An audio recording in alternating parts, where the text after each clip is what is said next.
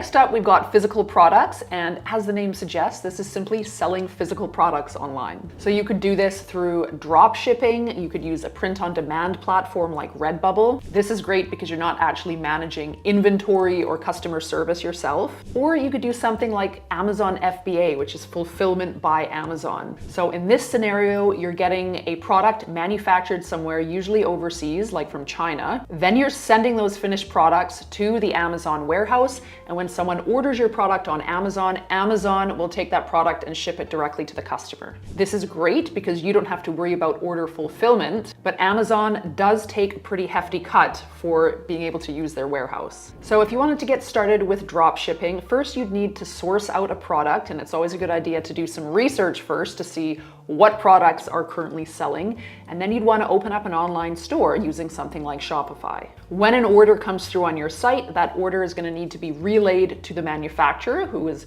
created that product and who's potentially storing that product for you, and then they will ship it off to your customer. For FBA, again, you're going to source those products, have the products made, and then you're going to send them to Amazon's warehouse. When someone orders one of those products, Amazon will ship it directly to your customer. And then with print-on-design platforms like Redbubble, you just simply upload your designs, choose which type of products you want your designs to appear on, anything from mugs to t-shirts to pillows.